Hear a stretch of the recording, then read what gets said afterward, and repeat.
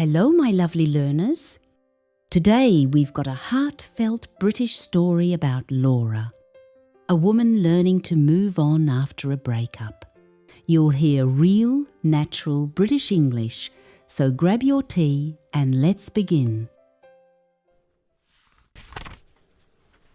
It had been 3 months since Laura and Dan broke up. At first, everything felt strange. The flat was too quiet, her phone too still, and even her morning coffee didn't taste right. She'd wake up expecting a text, something small, like morning love. But the screen stayed blank. In the first few weeks, Laura did what most people do after a breakup. Listened to sad playlists, scrolled through old photos, and told herself she was absolutely fine. She wasn't. Her best friend Mia kept saying, "You need to get out, love. Sitting in your pajamas all day won't help." So one Saturday, Laura finally agreed to meet her for brunch. It felt weird at first, pretending to be cheerful. But once the coffee kicked in and they started talking nonsense about work and bad TV, she realized she hadn't laughed in weeks. Back home that evening, she tidied up the kitchen, lit a candle, and played her favorite upbeat playlist. She danced around in her socks, singing off-key, and for the first time, it didn't feel forced. There were still moments when a song came on, or when she passed the cafe they used to go to, that stung a little.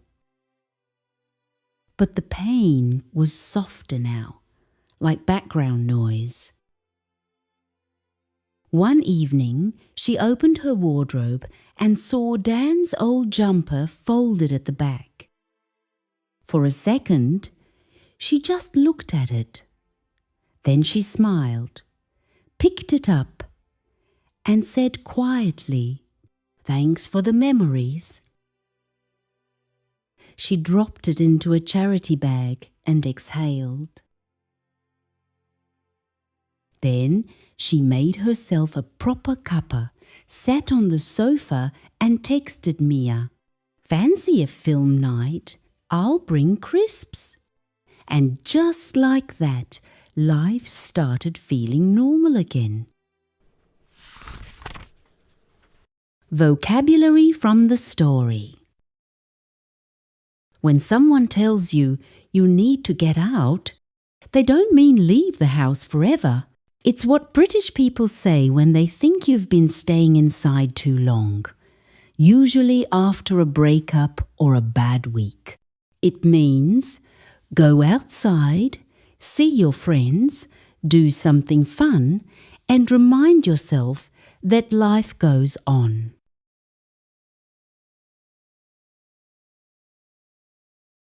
You need to get out more. You need to get out of that house right now. I still think you need to get out there. All right, you need to get out. Then there's absolutely fine. Sounds positive, right? But in Britain, it's often used sarcastically. When someone says, "I'm absolutely fine," with that little fake smile, it usually means they're not fine at all. It's the classic British way of hiding pain behind politeness. When we say something kicked in, we're talking about when something starts to work or take effect. For example, the coffee finally kicked in means she finally felt awake and energetic after drinking it.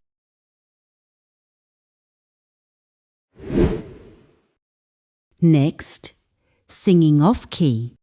That's when someone sings badly. Their voice doesn't match the tune. It's often said in a light or funny way, not to insult someone. Like in the story, Laura was singing off-key, but she was happy, and that's what mattered. Finally, stung a little. Here, stung means hurt emotionally for a short moment. It's that tiny sharp feeling when something reminds you of the past, like a song or a place you went with someone you loved. It doesn't break your heart anymore, but it still stings a little.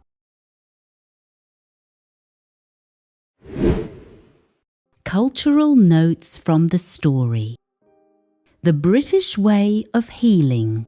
British people don't usually show deep emotions openly. Instead, they say things like, "I'm fine," even when they're not. It's part of the polite, calm British way.